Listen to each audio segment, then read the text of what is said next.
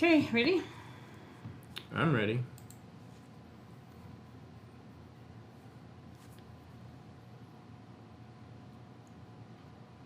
Hey, everybody.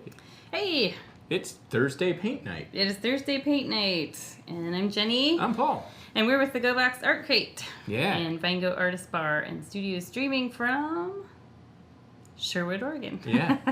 I was trying to think of something like our air conditioning's still out, so I was going to say steaming from the brick oven. That's kind of what we're doing here. Yeah. We're waiting for the AC guy, and he's very booked.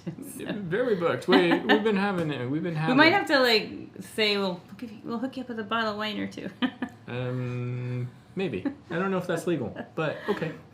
It might be. No, All right. Probably not. Let's talk about what you're teaching us tonight. You know what? Where's the original painting? The original painting is all the way over there. I will grab it as soon as we get going, but you could talk about it real quick. I guess we can show I'll it on. zoom in. How about that? Woo, we can and then zoom I'll in. run over and grab it. Yeah, why don't you go grab it? Here we go. We can't really see much, so I'm just going to kill time real quick. This is actually a painting that, one of the things that being based in Oregon for a long time now, we've kind of gotten into a rut, if you will, of just painting Oregonian types of things. And so we've been trying to branch out of that. And so I decided, hey, let's do something that's kind of inspired by the desert Southwest. We actually have some areas in Oregon that look kind of like this too, so it wasn't a big stretch. Here we go. There we go. Now we can see it better.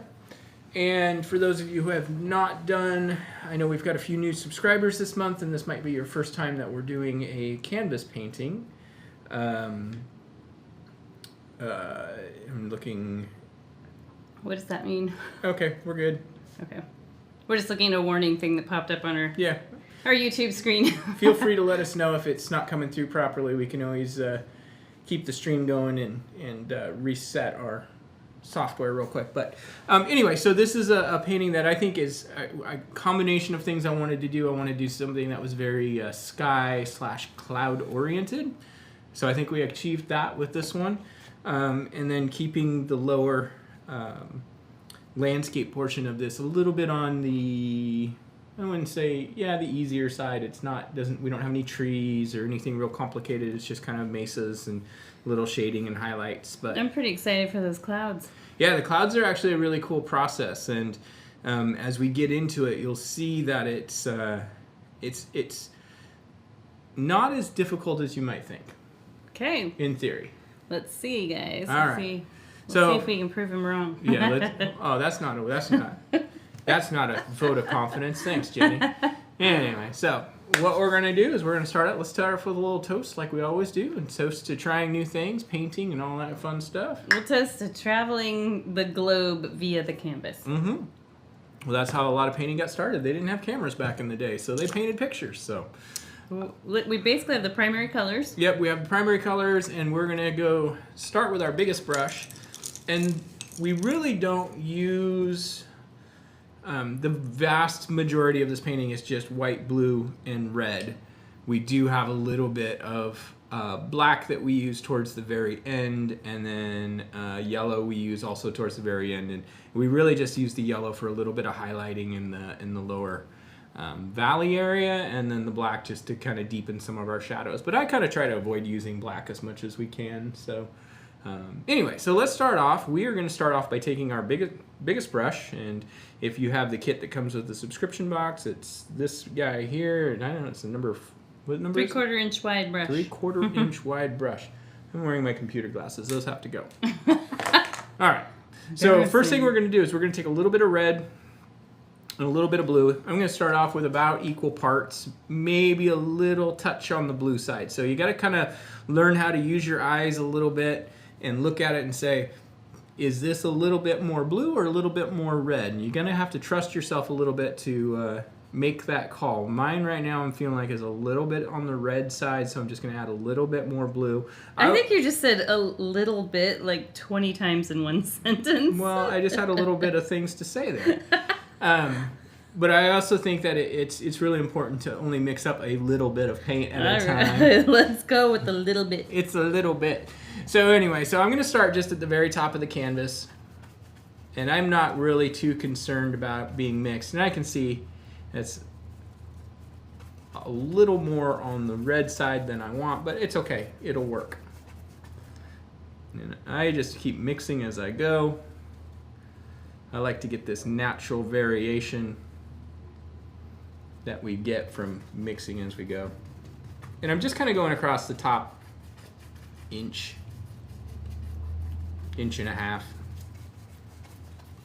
Is this our big giant It will, upper cloud? Yeah, it will be eventually. The next thing I'm going to do is, as I've kind of gone across the top inch or so, we'll probably come back in, because this is going on my canvas at least, very thin. Okay. So we'll be able to come back and kind of densen that up a bit. I'm going to take some blue now, and I'm going to go right down below this purple, violet, just a little bit.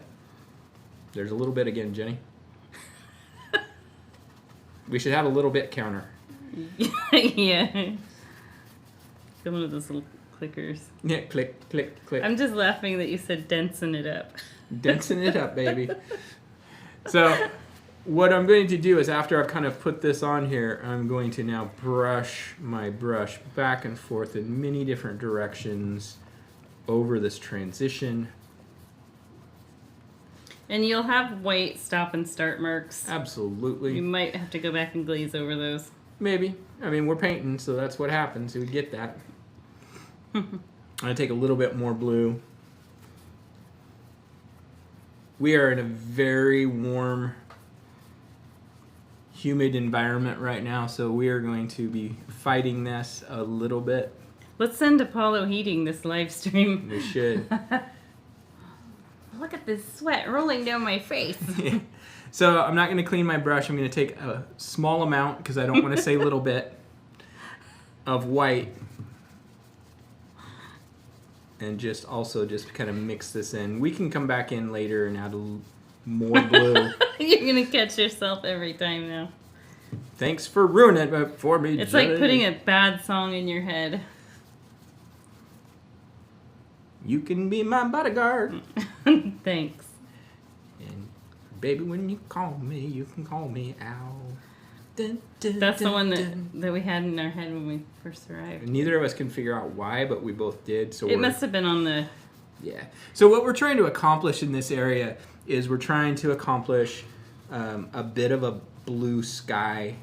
Right now I'm going a little bit more on the lavender side, and that's okay, because I can always come back in and paint the blue back in on top if I need to. That's pretty easy to do, but right now trying to convert it to blue, what'll happen is the existing paint on the canvas will just kind of want to chew it up and spit it out and say, nope, we're already established here. You cannot be blue yet. So we need to let it dry. So I found I had too much paint on my brush, so I just washed and dried it, and I'm just pushing that wet paint around. Just pushing that wet paint around. So we want to come down maybe about a little more than a third. You know, on the left-hand side, we actually can come down about halfway on the canvas. So, and on the right-hand side, you know, a little bit. It doesn't have to be all the way down. It doesn't hurt to go that far down, but it's always better to go further than you think you need to. So I have a question for you on this. Okay. Did you look at pictures of the Grand Canyon, or did you? No, because this is not the Grand Canyon. Okay, because it looks like the Grand Canyon with the Colorado River. Aside from the fact that it's the Grand Canyon's about 10 times deeper than this canyon. Yeah. But well, it definitely... I was curious if you painted it out of your head, or if you referenced a photo. I definitely painted it out of my melon. It was definitely inspired by the Grand Canyon, but it also, you know, there's the area along the Deschutes River in eastern Oregon around Maupin. Oh yeah, that looks a lot like this too. A little less canyony, but it does look a lot. There's some areas though. There's some areas. You gotta get out of Oregon, Paul. I know, but I haven't found outside of going to visit places. We got everything here, just about. We were talking about next summer doing a summer travel series where we'll travel all around the world. Yeah. Via on our canvas, but we might have to do a little bit of traveling around the world for inspiration, so yeah, we can think about that. Right. Okay, so this is good enough. I'm not really too worried about anything being perfect at this point. But now what we're going to do is we're going to start working on our clouds start roughing them in. I'm not going to worry about cleaning my brush unless it's damp. I'm sorry, not damp, unless it's starting to dry and get sticky. But for the most part, I'm just going to work right along. And I'm going to start by kind of just blotting in some white just right on top of my blue. And I want to make sure that this starts in my wet paint. And I'm just kind of going for some kind of cotton ball-y, kind of moundy. You can kind of swirl the brush in some little swirls like this. But I want this to mix with the wet paint. So if you are, if you push pause and got your paint is dry, go ahead and put some more fresh paint on. Put some fresh paint on there. And then basically what I'm going to do is this bottom edge, I'm just going to brush out.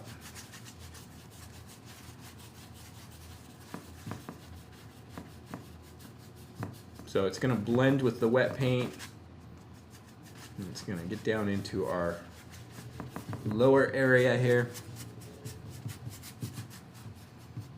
Now if this is really white for you, you can add a little bit of some of your lavender color we started with. You want to have some color to this. We don't want it to be pure white. So if you want to brush some of this color in, and I'm just taking a little tiny little dab and just adding it to the white on the canvas. No need to really block and fill. Blend. We don't want to over blend, but you can have a little bit of blending. We'll come back and we'll re-enhance these edges, but for right now, actually right now even this looks interesting in terms of cloud shape formations. Indeed. And I want to bring this, we're going to bring this down, so middle of the canvas is about here, so we're going to come down a couple inches below the middle of the canvas at this point.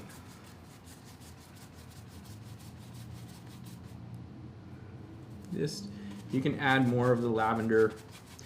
Clouds in this situation, we're working with clouds that are being lit from more above, so they're going to be a little lighter on the top and darker on the underside when we look out across them. I kind of wanted this to feel like a passing storm cloud. Definitely feels like that. Yeah.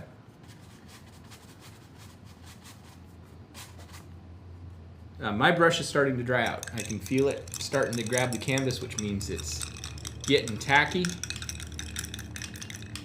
And I don't mean tacky like a gold toilet seat. I mean, it's just getting tacky in that it's starting to stick. You're like, where'd that come from? I don't know. I guess maybe that, maybe some people don't think gold toilet seats are tacky, but who knows? To each their own. I was trying to remember what Kim was telling us about the toilet seat in the house she stayed in, or it's glitter. Glitter toilet seat. Yeah. Why not? Express yourself via the toilet seat. Yeah. We could sell painted toilet seats. Yeah. I don't think we need to talk about toilet seats anymore. I don't think there's anything more off-putting about talking about it on a live stream than toilet seats. All right, so the next thing I'm going to do is, while this is still kind of damp, we want to kind of keep working. I want to do our second layer of clouds, and we're going to do it the same way. What we want to try to make sure that we do when we do this, though, is not follow the exact same contour of what was above. So maybe I'll do a high point here, but I'm going to start just by kind of dabbing my top edge. Yabba dabba doo. Yabba dabba doo. Who was the character that would always say yabble dabble? Yabble dabble. Yeah, I can hear it in my head, but I don't know who it was. That was... Somebody, if you know it, say it. Gosh, that was from one of those old... Now I'm getting distracted. I can use almighty Google. Oh, wait. It's from our era. It was Yabble Dabble. What was that? It was a monkey or something, wasn't it? You're thinking of Grape Ape. Yeah. So I'm just trying to make sure that these are two different contours. We have a comment there? Oh, yeah. XQC Cheeto. Hello, how are you? We are doing good, although it's a little warm in here. Yep, we are. Other than that, we're doing good. Yeah. Hopefully all you guys are doing good, too. So we've kind of created these two different bands of our top parts of our clouds. That's what we want. Now, as I start moving my way down, what we want to do is we're going to mix up our lavender again, but we want to go a little bit more reddish. So we're going to take a little bit, about equal parts blue and red. And I kind of want this to be kind of what I call almost like silly putty color. And I'm going to brush this right in so I'm starting just below where our clouds stopped. And I'm brushing up into this wet paint. It can be a little bit smooth, it can be a little bit choppy, there's nothing wrong. But we're actually going to pull this color all the way down to the bottom of the canvas. So what is this exactly on the painting? This is just the bottom edges of clouds. Okay. And more than that, I mean, it's not just that, it's also And you're just using more red? Yeah, just a little bit more red, so it's a little bit. It's thanks for making me question that. Now it's throwing me for small a amount. It's a small amount. Small amount. But what it becomes is it also becomes our foundation or our back painting for the lower part of our painting. So we kind of have this ambiance of deserty lavenders. Okay. You can, if you're having trouble getting this, the pink and blue mixture to have opacity, just what I'm doing is I'm brushing some of this color onto the canvas and then using a little bit of white to help move it along. To densen it up. Yeah. It works. It does. So did you say we're bringing this to the bottom of the canvas? All the way to the bottom of the canvas. Okay.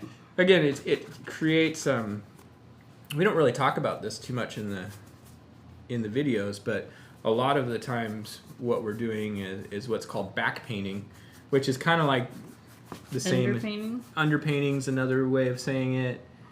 Primer, it's kind of like a primer for what we're going to paint if we're using fancy primer. non-artist terms. A little tiny bit of white here and there. Really helps it. It are hot. It is. We should have painted a winter scene. Right? I almost want to call this color almost like a mauve. Yeah. Mauve. What? That's like a snobby way of saying it. It's a mauvey merlot. Very good. Yeah, this is drying really fast. Yeah. And this is actually the only time this really is an issue with this painting. Because I actually kind of like when you're doing the clouds up above. It's okay. It's actually, I want it to be brushy. That's what makes clouds, when we paint them, look like clouds, is some brushiness. Yeah, I brushed your arm a little bit. Don't give me that side eye.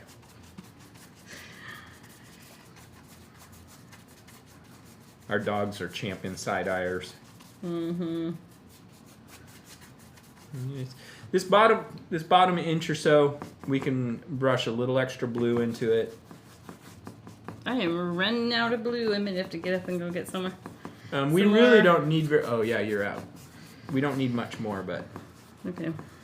We'll see. I'm gonna we do need some some. ears. We do need some. Oh, I dripped white on my canvas right there.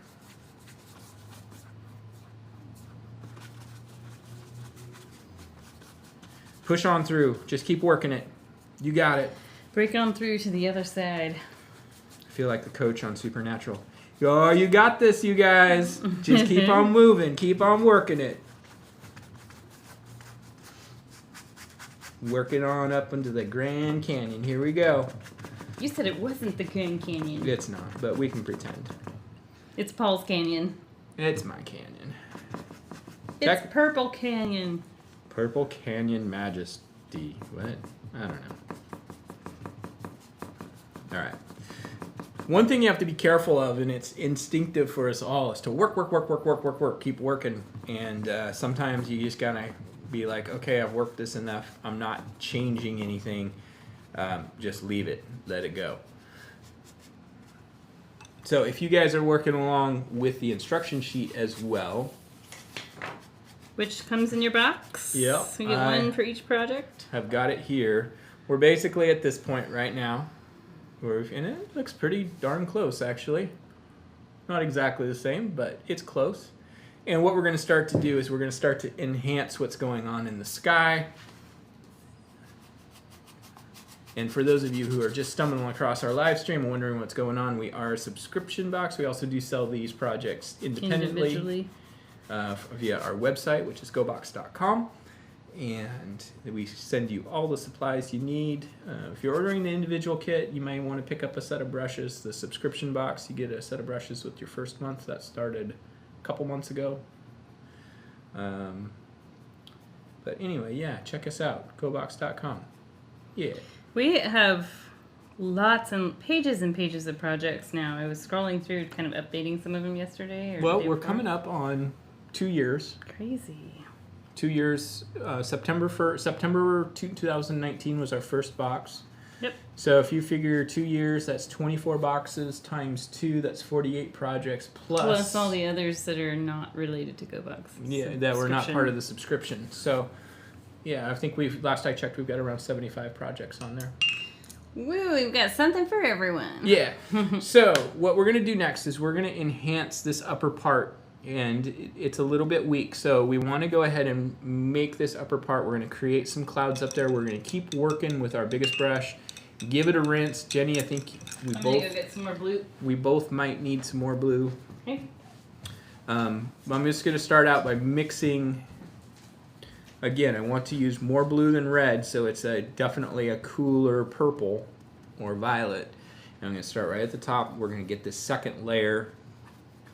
Second coat, and I'm going to get my hand out of the way, but I'm just going to brush this in along the top, maybe inch or so, and then the bottom edge. What I want to do, no, not what I want to do, what we're going to do is I'm just going to take some of this color, and I'm just going to take my brush and I'm turning it on its edge, so we're using kind of the chiseled edge of it if you've got a square brush. And just kind of give it a little bit of some wispy little streaks, like this is the bottom edge of a cloud that's just kind of breaking up a bit. You can even just use the corner of your brush very lightly and just kind of do some little chatter here and there. Cloud chatter? Yeah. Hey, painter, painter. Hey, painter, painter. Brush a painter. Alright. Sometimes I get it's easy to have too much paint on the brush and you can get a little heavy with this. So you maybe take a little bit of paint off your brush just by wiping it off. I've got glare. I have to tilt my canvas up. Yeah, I always have that sitting in that spot too, so maybe we need to get another overhead light. Something. Wouldn't hurt for sure.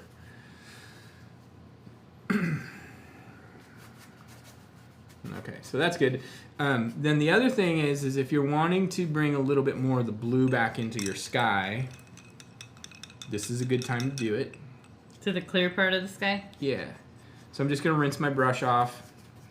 And I'm going to take a little bit of blue, and I'm going to add just a little tiny bit of white to it because the blue itself is too dark for the sky for the most part, if you want a clear sky. So I've just kind of mixed almost like a robin's egg kind of blue. And I'm just going to, oh, that's a little bit too light. Just going to kind of work it in along the edge of my clouds here. We're going to redefine these edges of the clouds, so it's okay if you overlap a bit. Cleanup crew comes in later. Yep. So you did a little bit darker than robin's egg, it looks like. Yeah, a little bit, because it was little bit. It was showing up as being too white in the sky. Mm-hmm. So that's something to keep in mind, is when you mix something on your palette, remember, you're going against something that's pure white, so even if it looks fairly dark, when you go into a darker canvas, a darker background, it's going to be much lighter than you thought it was going to be. Now what I'm going to do with this is I'm also going to just wipe my brush off, and I'm just going to feather this out so I don't have a hard line. So I'm not adding more paint, I'm just taking the existing paint and stretching it a little further than it wants to go so that it kind of fades out.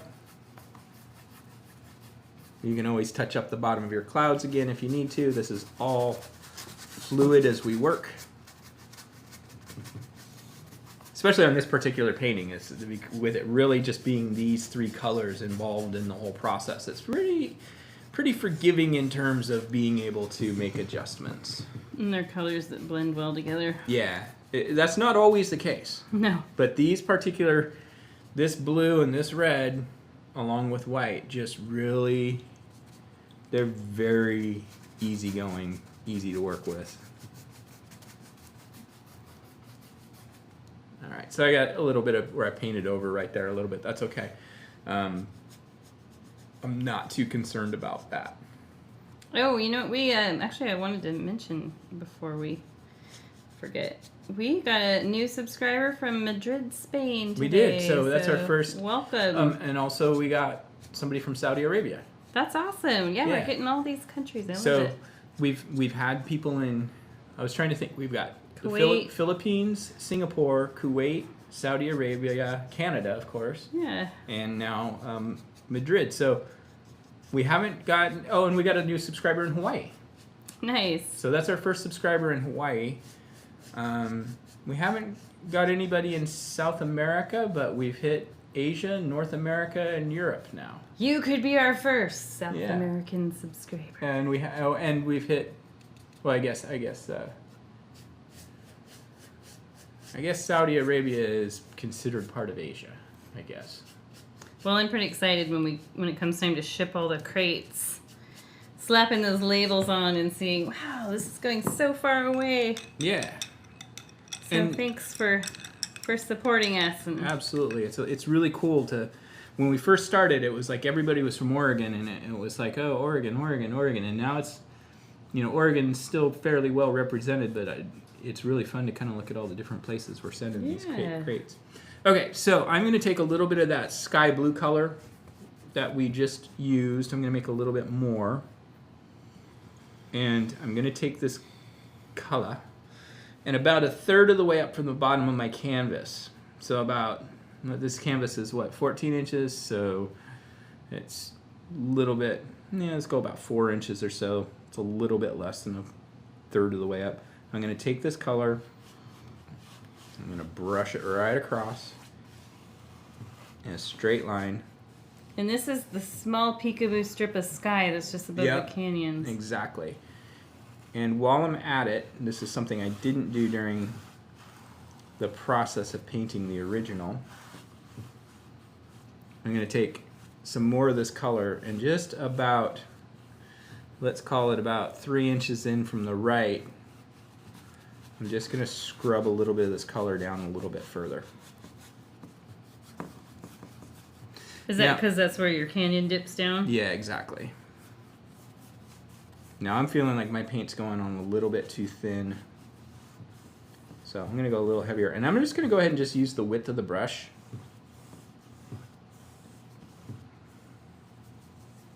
Boy, our paint's drying fast. Mm-hmm. Bartender, I need a margarita. Bartender, I need a spray bottle. Stat. I'll stick with the margarita. A spray bottle and a margarita. A spray bottle full of margarita. All right. That's a good idea, right there. All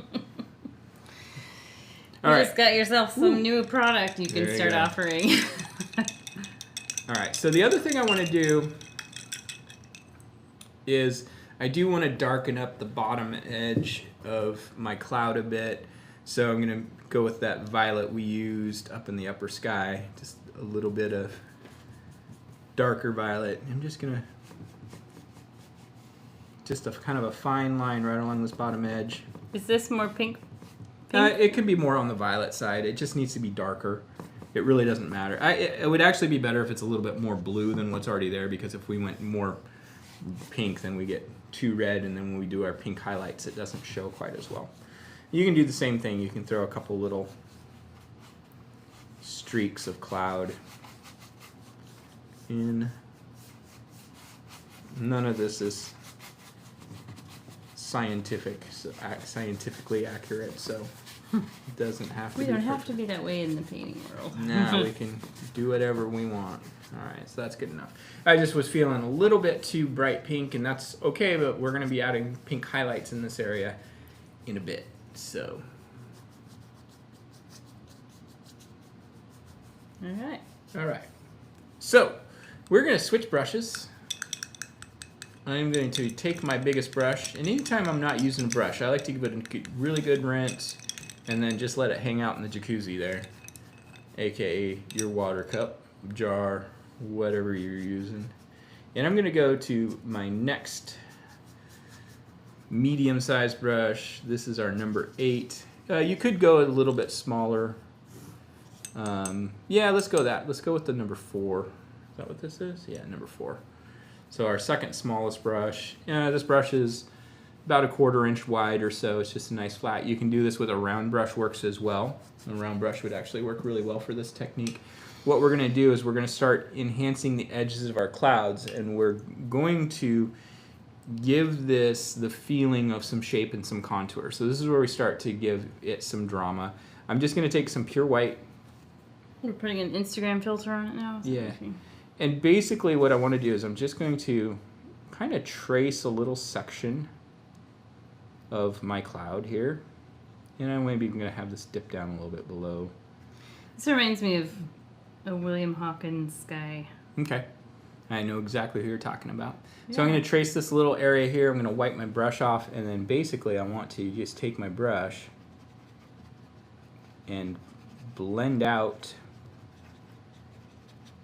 leaving that hard white edge along the sky, but blending, pulling the paint away from that edge. And letting it just fade out. Yep.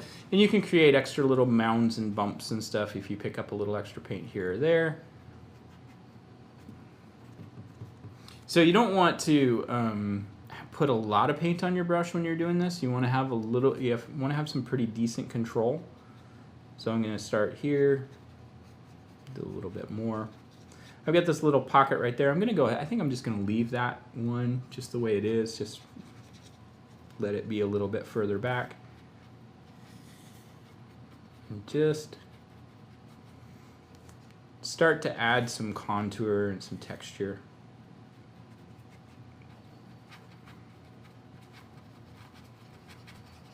When in doubt, brush it out. On this.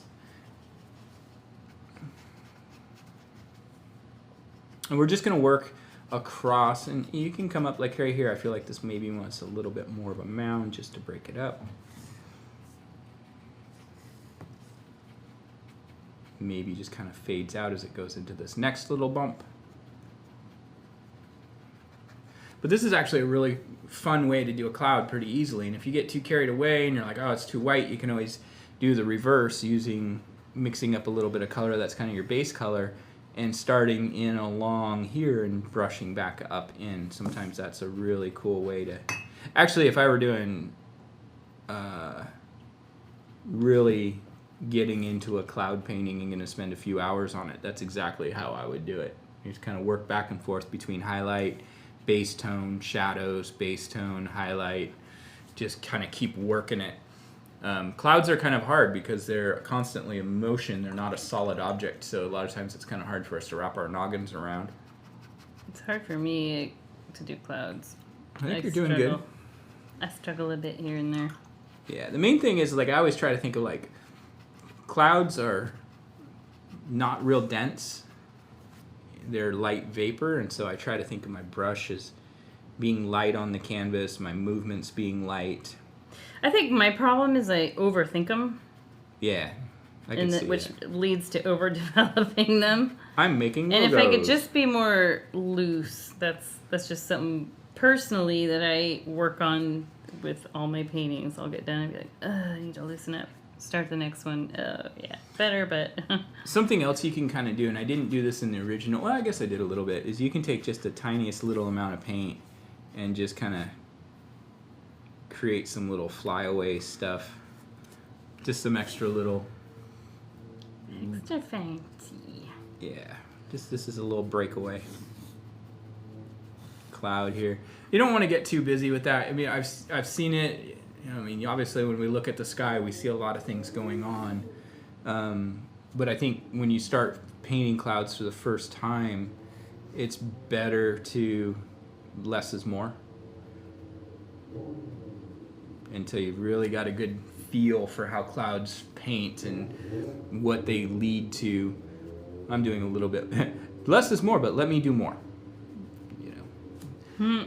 This is a cumulonimbus cloud. All right, is it? I don't know. It kind of looks like it. Probably not. I'm not going to claim it for being any kind. Cumulonimbus are those ones that get really big on one side, and then usually a tornado shoots out the bottom. Yeah. I'm not going to try to claim to know what shape of clouds I made up in my head, so... It's a stratosonimbus. Yeah, stratosonimbus. Cumulostratus nimbus. 2000. I loved that part in high school when I took Earth and Space Science. I loved that class. So we're going to do the same thing on this lower cloud line. And I can see in the original, I actually got a little bit shaggy with the edge. Meaning I brought a little bit more away from it. Little breakaway fog. Yeah, and you can really, like, you don't have to go along the whole line. You can kind of create some little pockets and things like that. In fact, it looks better if you don't just trace the whole line. Yeah, that's what I was sort of getting trapped in with that upper cloud, and then I realized, wait a minute, what am I doing? I'm just outlining all of these. Yeah, and it's you can do it that way. I've seen like some of the older masterpieces and stuff where they'll do something very similar to what we did, but instead of doing like the base tone and then straight into the white, they'll do the base tone, a lighter base tone, and then just the finest little amount of just pure white just in some spots to just really make that area pop. And that's where we start talking about clouds interacting with light, and light is something that is really it's something that we cannot create with a painting. We can suggest the idea that there's light, but we actually can't put luminescence into the paint. Unless you drill holes in the back of it and poke lights through it. And then you don't have the contours and stuff to pick up right. So it's I mean, you can add glow, but it's, yeah. Have you seen those Christmas paintings people do where they do that? They drill holes in it, and I think it's kind of neat, but I think I'd want to paint it on wood, not on canvas. Yeah. All right. So I'm just going to kind of leave mine like this. I don't want to go all the way over there. You don't want to come down too far into this either.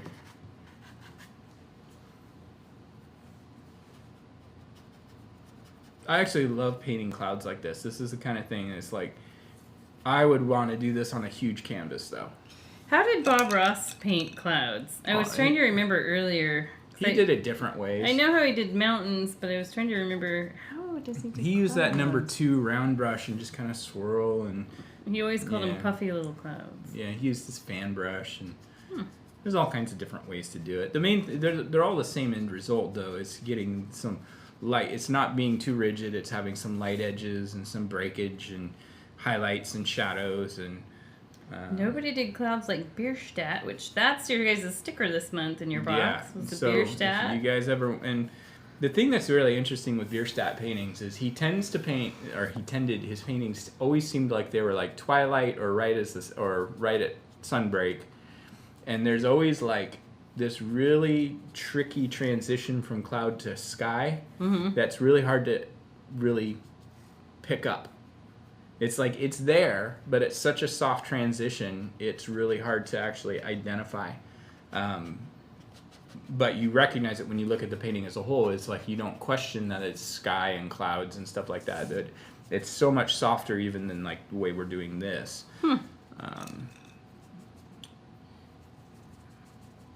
He's my favorite. Can you imagine being able to like take a course from him? Like, go back in time, teach me your ways. He and Frederick Church. The Hudson Valley, is that what they call them? The Hudson... Yeah, the Hudson Valley painters. Bierstadt wasn't actually part of that group, but he did spend some time with some of them, but he was kind of the elder statesman in that they were a little bit younger than him, but fancy. Yeah. Okay. All right, so there's our clouds. We can always come back and work on these a little bit more, but this is really, I mean, like, it's top half of this painting, you know, it's kind of just where it's going to be. We're going to start to create definition because our brain needs some definition usually. But as a beginning artist, we like to have some. So where we're going to start next is we're going to kind of start creating our mesas in the background. And what we want to start doing with this is we're going to kind of use this kind of light mauve-y color here as our furthest background point. So we're going to create some edges at the top edges. And then as we work our way forward, we want to kind of create add a little bit more blue, create a little bit darker, and then when we get into the front two mesas, here I'll bring this over so we can see it. We start getting into these two, we can even add just a touch of black so that they stand out, but it's really just using black as an additive, not as the foundation. So let's start out with our back area. I'm going to use my medium, my number 8. You could use your biggest brush, would be a good option, but I'm going to start out by mixing up mostly red, a little bit of blue, a little bit of white.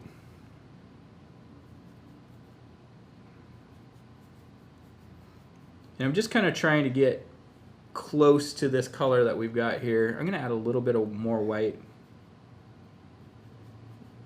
a little bit more blue. I want this to be lavender. Yeah, just like this.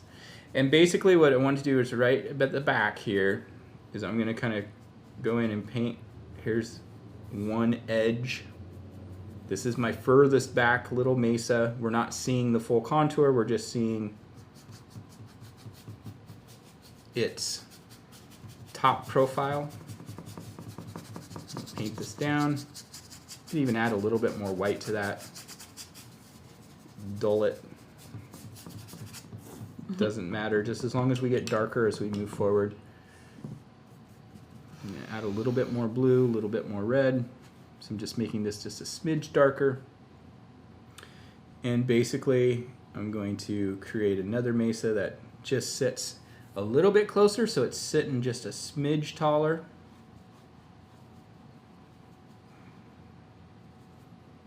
I'm going to add just a tiny bit more blue so you guys can see this a little bit better, because I'm going to go ahead and add this little straight down and then a little bit of swoop.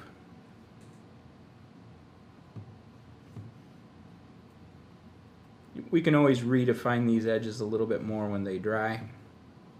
But again, just going to kind of brush this in, fill it in.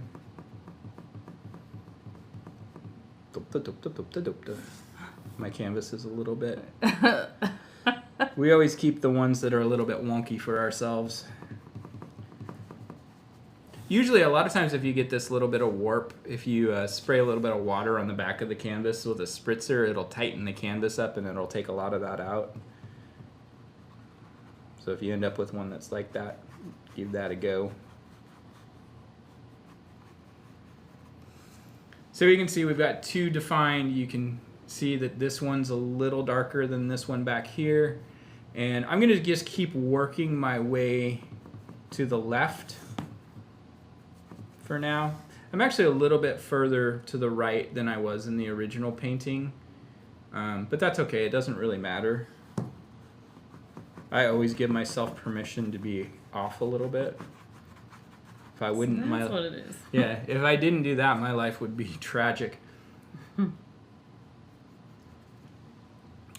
So again, I'm going to use the same color palette, add a little bit more blue.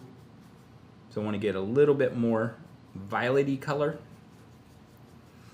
And this one I'm going to move from this top point here. I'm going to move to the left about an inch, maybe a little bit more than an inch, and up maybe a quarter of an inch. This little line that we're going to do here, main thing is I want to make sure this is darker. I want to add just a little bit more blue to that just so it's a smidge darker. Yeah, it is. And I'm going to take this color all the way. This should be up into your sky a bit at this point that we painted. I'm going to take this all the way across. So it's creating a darker horizon line on the left here. Just kind of fill this in. And again, I'm going to come straight down, maybe a half an inch, 3/4 of an inch, and then this is going to scoop out really pretty far across. It's almost like a skateboard ramp that starts getting to the flat over here. We'll put the water into the canyon in a bit. We actually kind of put that in towards the end. And I'm just going to, what I like to do when I'm painting like a mesa like this is kind of paint across using little vertical brush strokes, and then move down a little bit, paint across, so we kind of get some banding.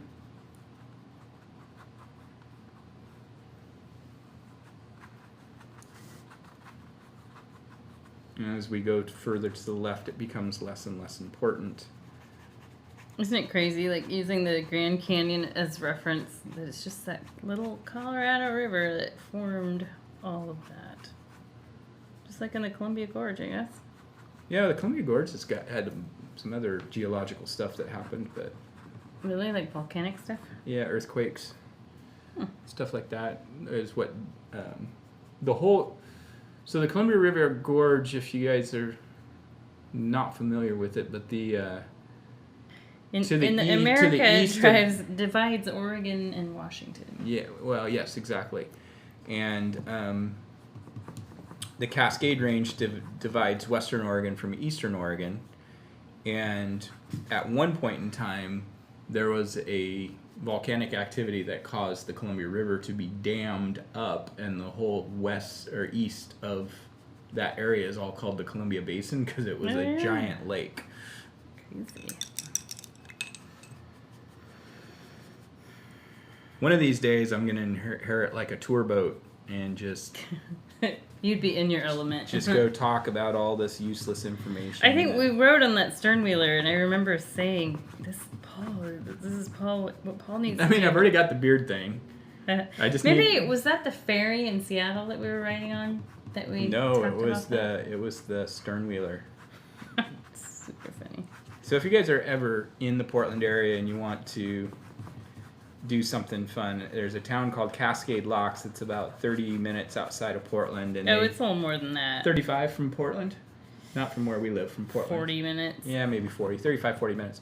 And you can book a Sunday morning brunch cruise, which is all you can eat brunch buffet and bottomless mimosas. Bottomless mimosas makes it worth it. And because the food is just kind of like it's brunch food. I mean, it's like decent. Brunch buffet food. It's decent. If you want to blend this out a little bit easier and you feel like this little brush is just taking too much time, you can take your bigger brush and we're getting sidetracked. But anyway, it's what is it, about $80 a person or something? No, it was 46 a 46? person. Yeah. Last time, but that's been a couple of years.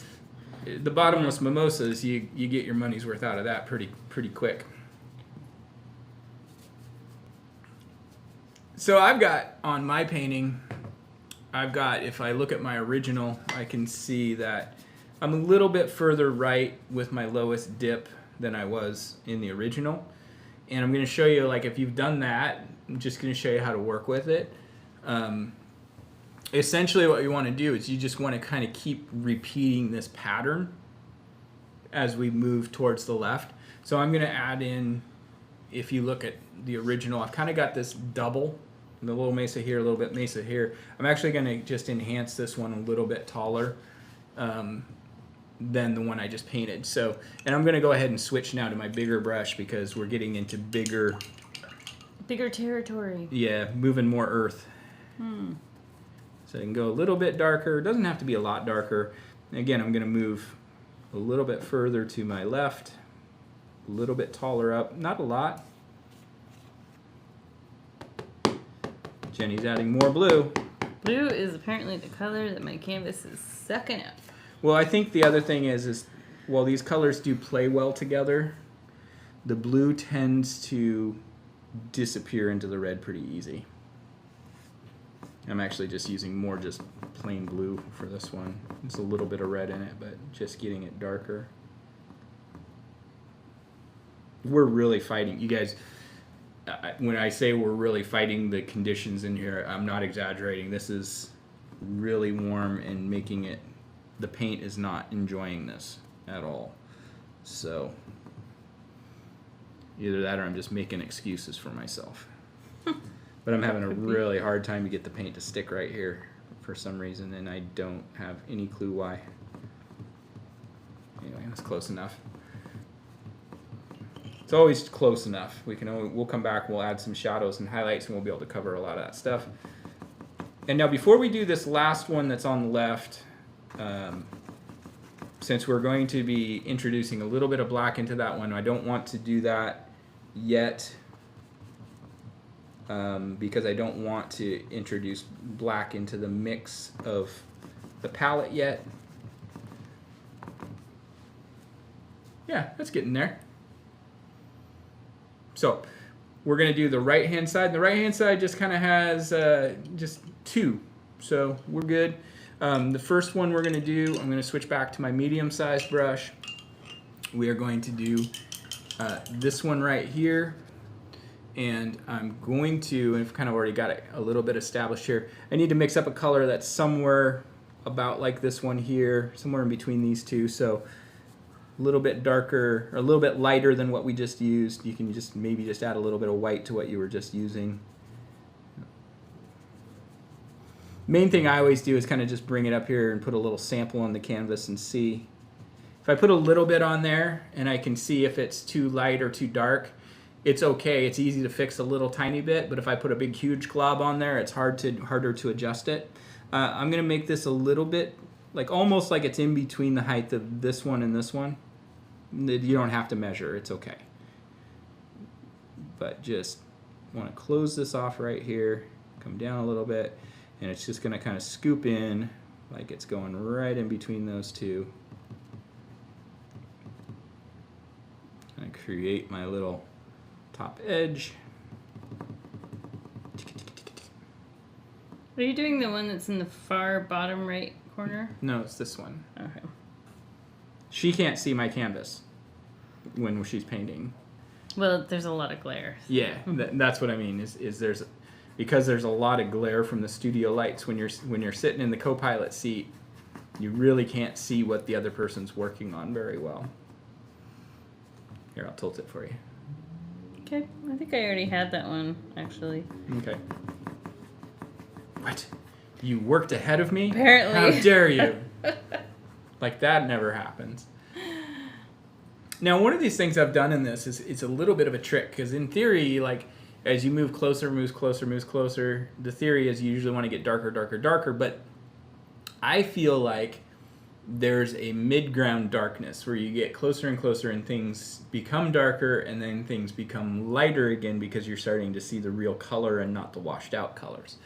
So in this particular painting, this next mesa that's on the right hand side falls into that category of being the darkest one on here. So I'm going to go ahead and mix up blue and red to give myself a violet, and I'm just going to take a little tiny bit of black and add that in. So it's just really a darker, Almost burgundy color, huh? almost burgundy. Yeah, I was actually thinking it's almost like a like a deep, like Syrah. Okay, and this one I'm going to move because I'm a little closer on the right hand side. This can actually come up pretty close to your clouds. Might even look best if you do get up right up to your clouds or even a little bit above. Come down a little bit and then just start this scoop. And this is going to scoop in actually in front. I actually need a little bit more black in mine, I think. It's going to scoop in front of this one here. So as it comes down. I can't keep track of my mesas. This is the closest one at this point, so it's cutting in front of everything else.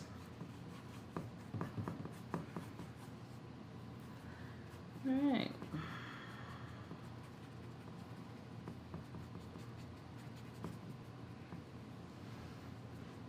And we're just filling it in? Yeah, and one thing, I've kind of got a little bit of a back scoop, and I got to be careful not to do that. And what I mean by back scoop is it comes out to a point and then it scoops back. So I want to make sure it actually is maybe even leaning That it's eroding. the other way a little bit more. I'm going to switch to my biggest brush and just kind of fill this in. We'll come back and we're going to dust in a little bit more black in the corners just to kind of darken up these bottom corners of this canvas in a bit.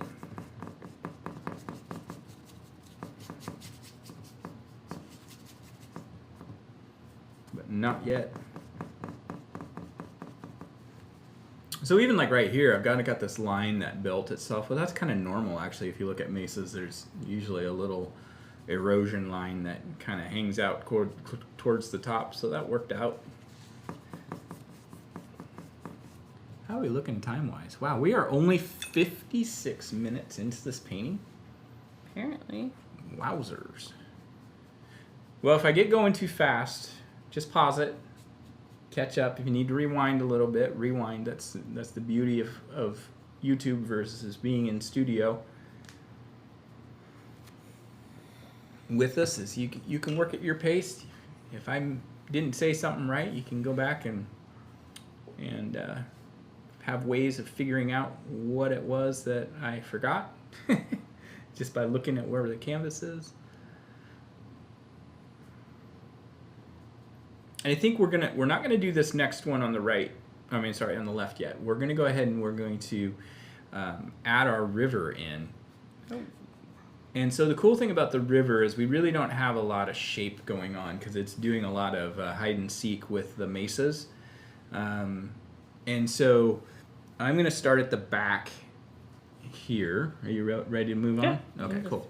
I'm going to use my smallest brush for the first little part. Your little detail brush? My little detail brush and a little bit of white paint. And not this further back one, but this one that comes down, the second furthest one away. Right down at the base, I'm going to put in a little bit of some squiggly little white, pretty much horizontal. It's going to stop when it hits this mesa that curves down from the right. It's going to stop when it hits the mesa that curves down from the left. And it's just going to kind of nestle in here. Not a lot. We don't want a lot. We just want a little hint. You could throw a little hint back here if you want.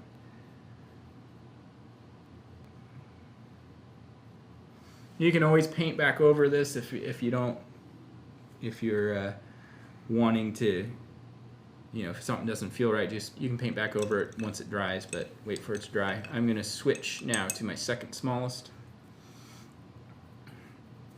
And all of this brush strokes when we're doing the white is horizontal. It's always moving side to side. We're never moving up and down with this because we want it to feel like the water's rippling towards us. And this one is going to just kind of nestle in, kind of create where this mesa right here, the water kind of wraps around the edge. I'm just going to kind of scribble in a bit here. It's going to stop when it hits this mesa because it's going behind. It's continuing back around this way and coming back around through here. So again, the river, if you think about it, it's going behind this mesa, like way back over here, and it's coming back around, and it's going to start to appear again right about here.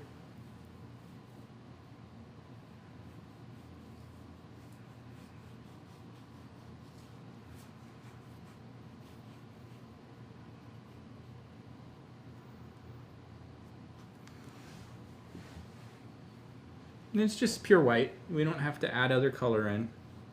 But I'm not putting it on super heavy either. It's really scratchy.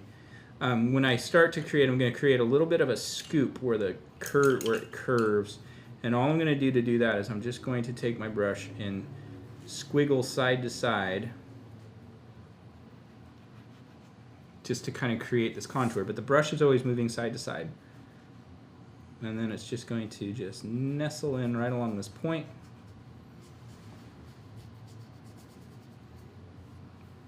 And just kind of work its way on the base here, just like so. Just kind of disappear. So there's our little meandering river. If you wanted to create a little bit of contour here, if you've got the second little mesa, you can do that.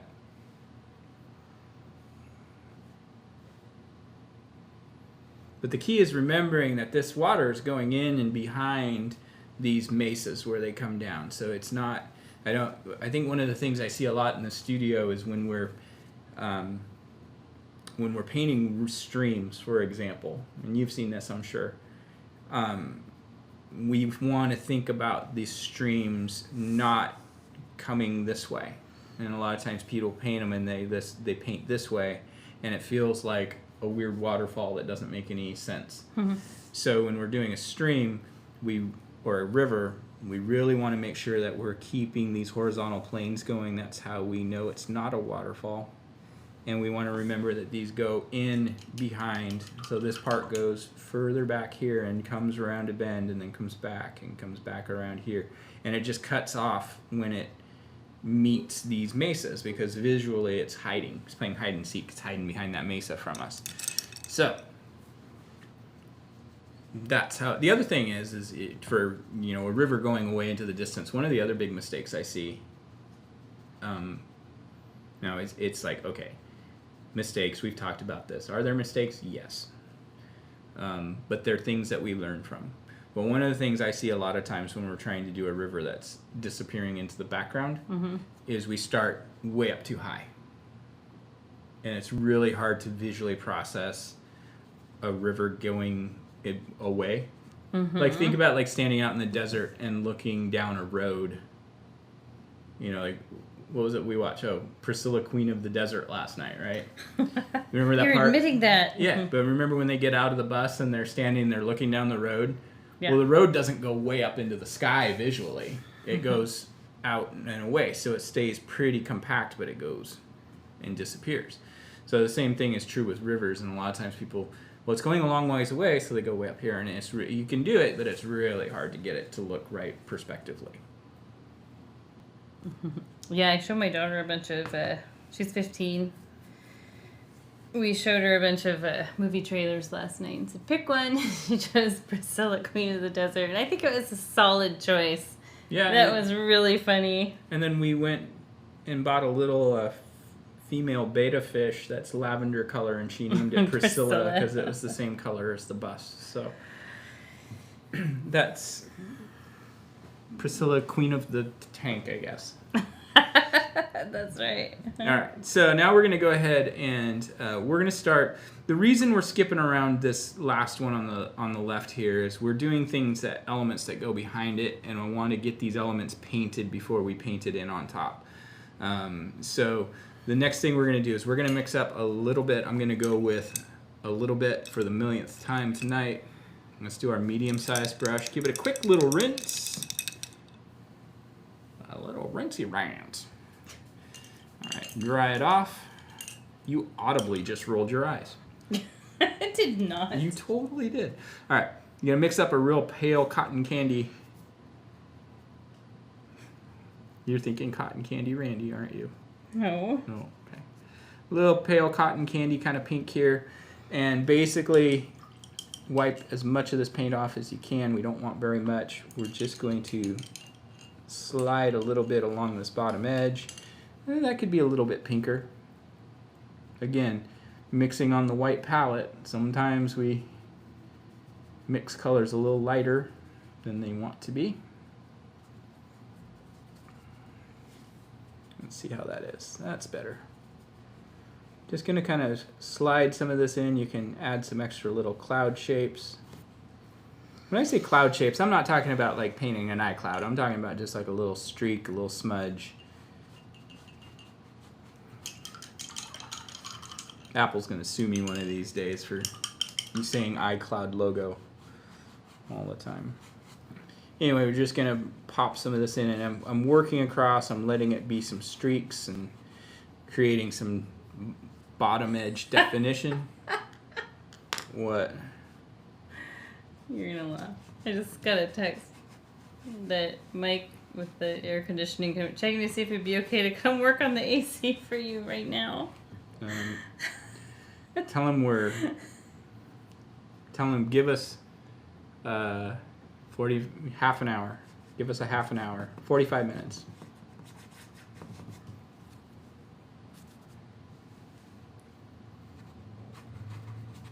So I'm just working some of this pink in to create some definition along the bottom edge of our clouds. And I'm actually doing a little bit brighter than I did in the original painting, and I actually am really enjoying how this is looking. So sometimes things work out.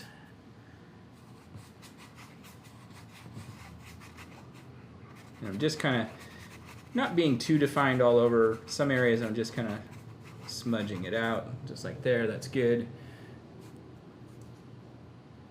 And then we're going to work up and going to do kind of the same thing up here at the top. And I want to use a little bit more red because this is a darker cloud, so I don't want it to be quite as bright. So it's a little bit more, just a tiny bit of red. I'm sorry, just a tiny bit of white mixed in with our red. Very light touch, you guys. Very small amount of paint. You can always add more paint. If you get too much, wipe your brush off. You can lift some of the paint up with your brush. I gotta catch up. Yeah. Mm-hmm. Well, maybe we should, well, Mike's working on our AC. Maybe we should go grab some dinner at Clancy's. If he's able to come in. I told him 40 minutes. But, I mean, you'll be done with this before then. Well, I just didn't want him showing up and us still be... I didn't want to tell him 20 minutes and have us still be working. Mm-hmm. True that. That would be very rude for our viewers. That would be very rude. Unless he was, like, game with, like, coming and introducing himself. It's AC Mike. That would be awkward. What's up, AC Mike? Hi, guys. Great to see you again. We were ripping on you earlier, just so you know. Handy AC delivery. It'll be like a kid's show. It'd be like Speedy Delivery, like Mr. McFeely. You know that do you know McFeely was Mr. Rogers' middle name? No, what? Yeah. How weird. Yeah, that's... It's a very interesting middle name. Yeah, Fred McFeely Rogers. Oh yeah, that's perfect. That works good for him. Okay, cool. All right, so just kind of adding a little bit in there too, and it just creates a nice balanced pop of color, and it warms it up. Even though we've got warm tones, it just adds this really interesting dynamic, and it's really the main part of that is using just a little bit of paint, pushing it a little bit further than you think it needs to go, and then you can always add more paint. But again, if you glop it on there really heavy, yeah, there's ways to do it. You can do it, but it's a little bit harder to control, especially if you're just starting out and just figuring out where that control is, if that makes sense. Whatever you say, Paul. Don't discredit me. Whatever you say. Did you use the same color pink ups? No, I used a little bit less white. Okay. And actually, it's pretty close to just pure red. Okay. Up there. Like raspberry smoothie. Mm-hmm. Okie dokie. Yeah. You can move along. Okay. I'll catch up. All right, so the next thing we're going to do is we're going to go ahead and put in this last mesa on the left-hand side. I'm just going to use my big brush for this. It's primarily going to be black. I'm going to take black. I'm going to add a little bit of red to it, a little bit of blue. We're not going to really need blue anymore.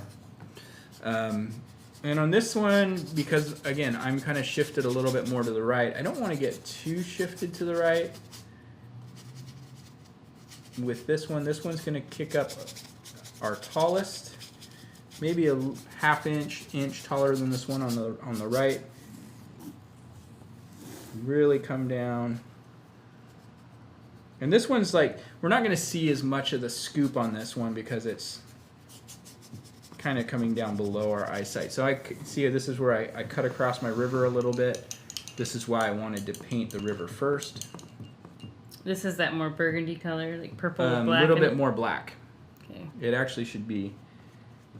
You could just do this with pure black if you wanted to. No, we don't do that. Yeah, and then I'm just going to kind of create my. All right. So my mesa on the left is just a little bigger than it was in the original painting, and that's You painting. ruined it. That's painting, folks. We're not using tape measures out here.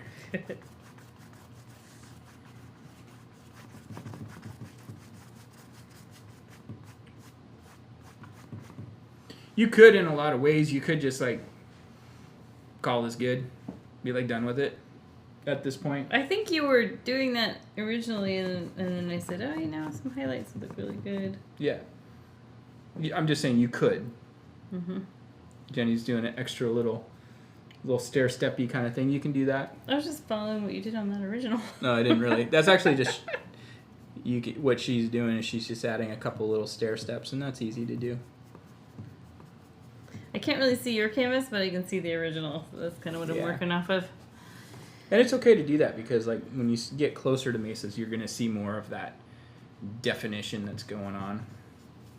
And I'm actually looking at the original. I can see I've got a little bit more water kind of working around the point here, and we can clean that up in a bit. Now, while I've got this dark kind of burgundy-ish color on here, what you can do with it is you can. I don't want to use it quite so dark, so I'm going to thin it down a bit with some red and blue, and you can come in and just kind of tap in some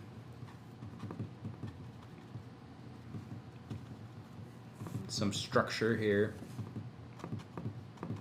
It's just like you get these like little horizontal bands of sediments and stuff that create these layers, and you don't want to get too defined, but just add some hints.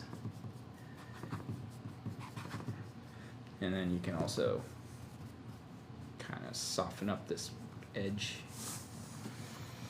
And again, I'm using a little bit lighter color than the dark black, so I'm just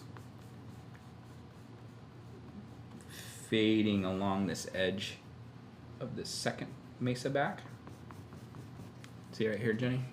Just darkening this up so it's gets darker going back into this corner here.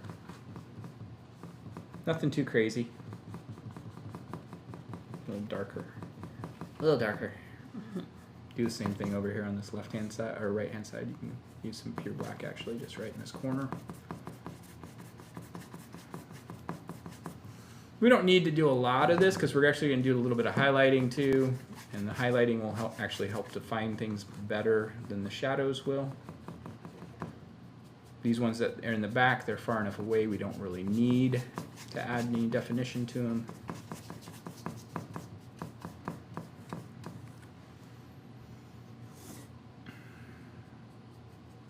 Now, while I'm thinking about this, I know I'm starting to bounce a little bit, and it's because I'm painting really organically at this point where I'm just looking at what needs to be done.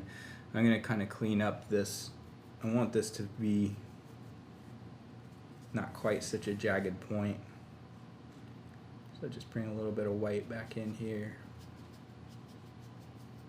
This is something you kind of have to do when you're painting is you have to kind of look at it and say, oh, what do I need to do different? You know, does it need anything different? And you kind of have to be like your own. You have to be able to like really be pretty objective about what you're looking at and say, okay, yeah, this needs a little bit of a tweak here, or this isn't really resonating the way I want it to. Things like that. But I think, I mean, this is looking good. I'm happy with this, how this is turning out.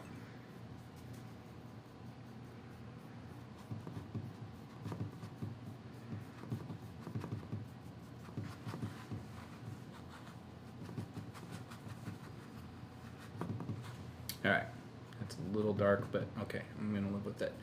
Okay, so if you wanted to take a little bit of pure black and add a couple of these little bands on this one, you can. Don't really need to. Again, it's too easy. I think it's easy to get over detailed. I don't think I've mentioned that in this painting, but we've definitely talked about that in paintings in the past. Mm-hmm. And I don't want to get too over detailed. Okay, so we're gonna switch up a little bit. I'm gonna keep using my. Let's go to our second smallest brush, our number 4. If you've got a round brush or flat brush, it doesn't really matter as long as it's about a 1/4 inch wide. And I'm going to take a little bit of white, a little bit of yellow, a little bit, about equal parts. Add a tiny touch of red, kind of mixing up kind of a peachy coral color. I feel like that's going to be, I think that's going to be okay. Let's look and see. If it's, let's go right here.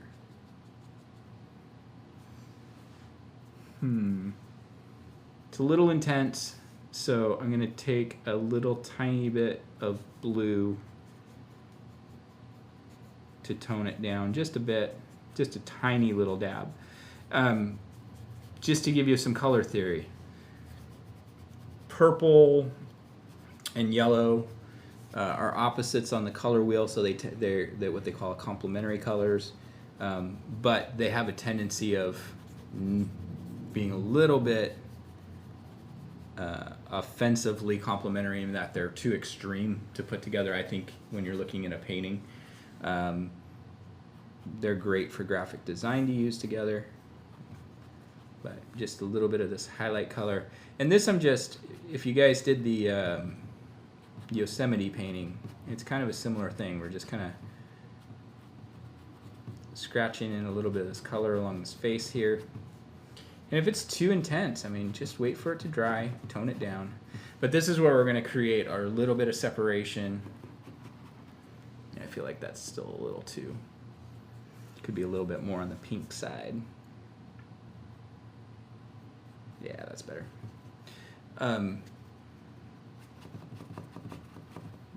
You can always wait for it to dry and play around with it. That's good. And what I like to do when I do a highlight is yes, you can just leave it and be like, okay, there it is. But I kind of like to, on these further back highlights like this, kind of fluff them out a bit.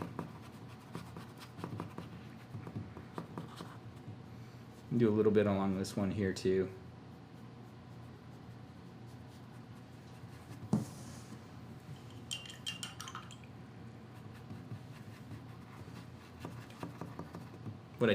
What I want to try to avoid is having the highlights from this one hit the highlights from this one. This is a little further away, so I don't want to be super bright. Highlights. You can add just a smudge here. What colors did you mix to get that? So that's yellow, red, white, and just the tiniest touch of blue to tone it down. It's almost a terracotta color, really, which makes a lot of sense if we're doing a desert scene. Yeah.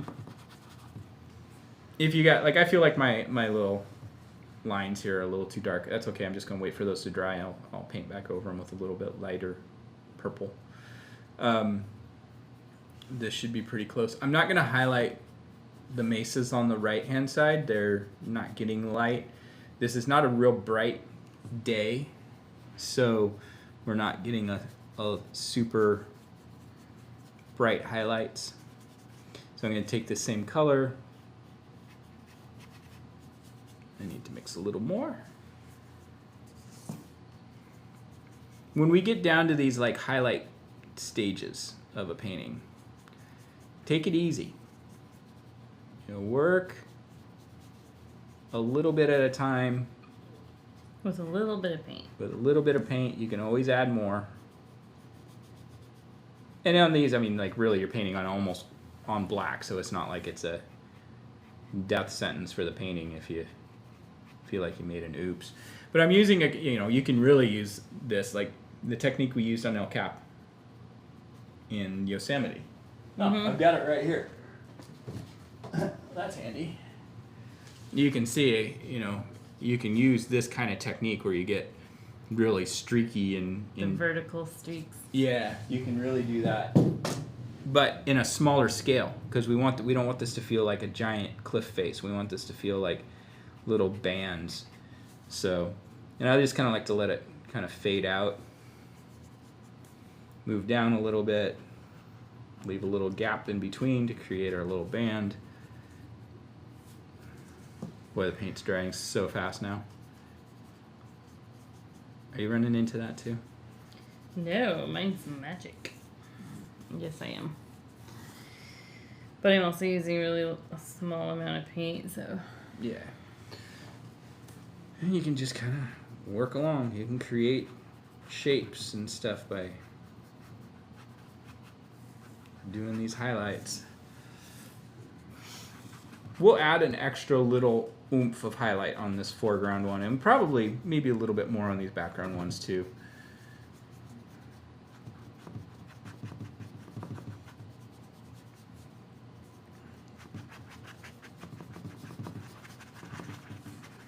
And you can see, like, it's not like there's a lot of precision going into this. There's not a lot of fancy technique or anything. It's just kind of wing it. Just keep, well, no, I was going to say keeping the brush going in the right direction. What is the right direction? Mostly vertical. So now what we could do is, like, I just accidentally added a little more bright highlight. All you do is just add a little bit more white to your existing highlight color on your palette, and you can just very sparingly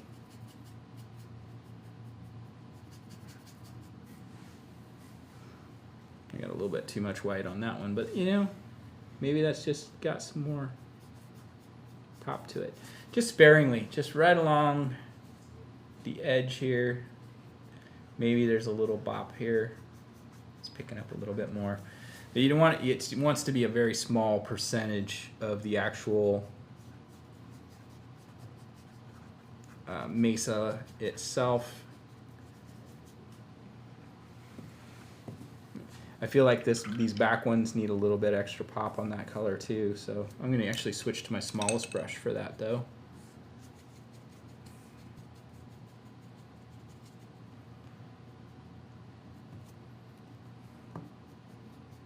Easy to get carried away, be careful.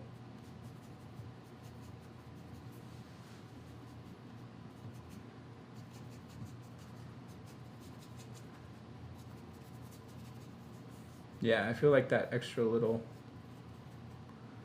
pop is good.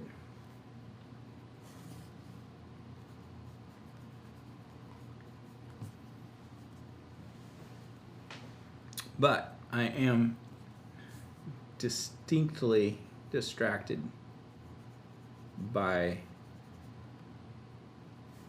my little sediment layers that are too dark in these back ones. So I'm going to fix that real quick. If I've got... You have some blue? I'm going to steal some blue. Just going to mix up a little lavender here. A little bit of white to it.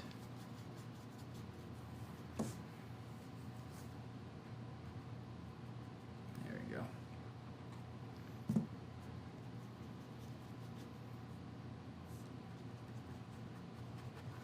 Now, anytime you come in and you make a little adjustment like I just did, brush further than just the one little fix. What I mean is, yes, I came in and I kind of fixed this, but then it kind of created some other little pops of color. So I'm just taking this little fixed color I'm making and just kind of pushing it a little further. So it feels like it belongs all over, not just in the patch.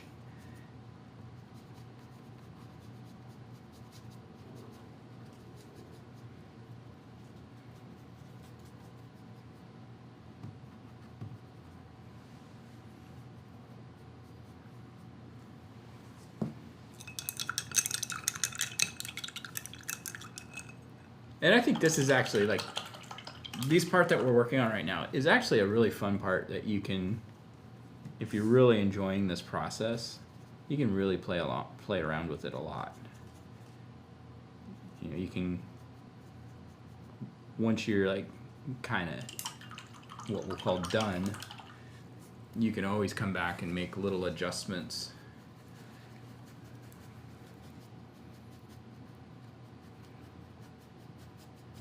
Just depends on how much detail you feel like you need. I'm not a big detail person, so when it comes to painting.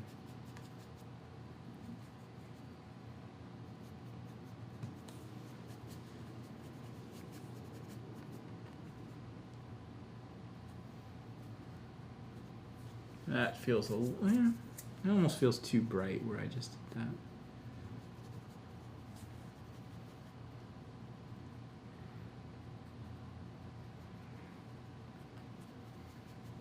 Let's see what happens if we just put some yellow on there.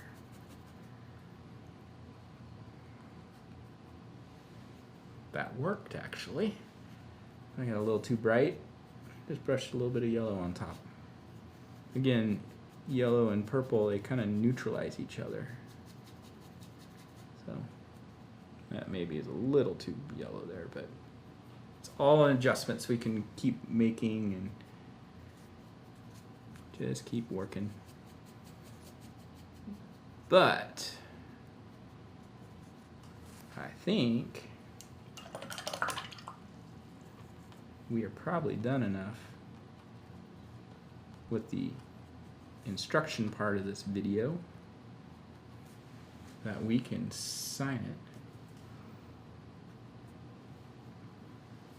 it. Yeah.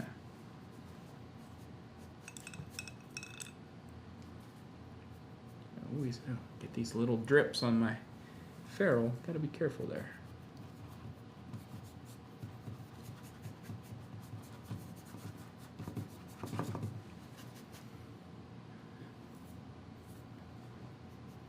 That's it. I'm done. Really? So the last thing I'm going to do is I'm going to take my smallest brush. I'm going to take some of my highlight color here. Right down in this corner, I'm going to do my little logo signature.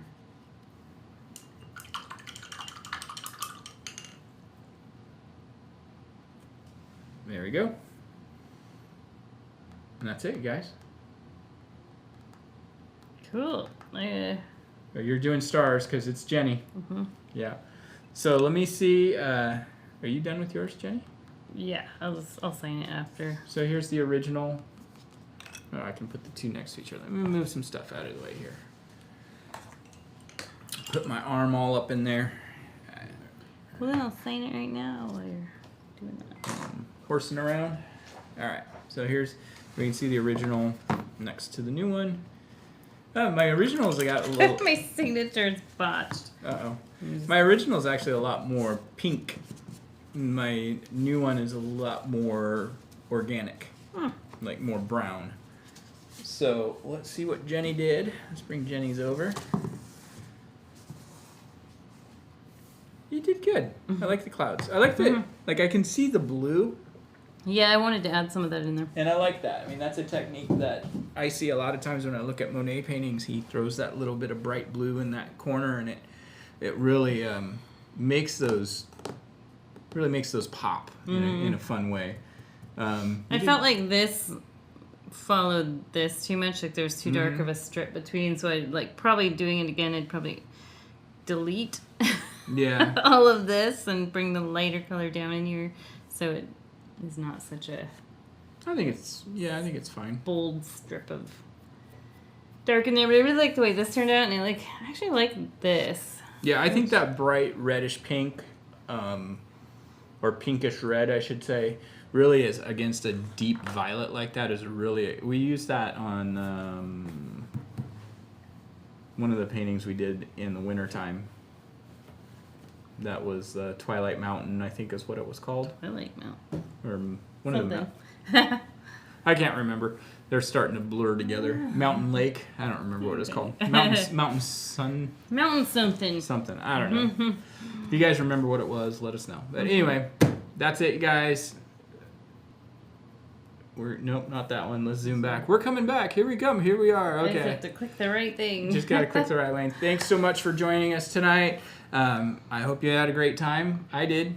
Yeah. I mean, any day I get to paint's a good day. Every day is a good day when you paint. Yeah, and if you're new to the channel, make sure you click subscribe, give us a like, check out the art kits that we sell via thegobox.com. This is part of our July subscription box. This is the second painting in it. Yep. And we've got a whole lot of different kits from all kinds of different seasons. In fact, I just shipped one out today to some people who ordered 2 Halloween kits. Yeah, I saw that come through. And then you can do Christmas in July if you want. I saw somebody ordered the watercolor kit today. Yeah, got that sent out too. So we're always working for always working on new projects for you. And one thing that we do that we're very proud of is these are all original paintings by us. These are not something we found on Pinterest. This is not a Google image search where we copied a photographer's work. We might use these pieces as inspiration, but we don't copy other people's stuff. This is all us. So yeah, we hope you guys enjoy it. We'll keep doing more. And we'll see you soon. See you in August. Yep.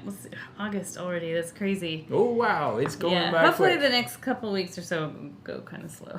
Yeah, we got a lot of work to do to get our new studio open here. So. All right. Well, good to hang out and paint with you guys, and we'll see you next time. We'll catch you later. Bye. Bye.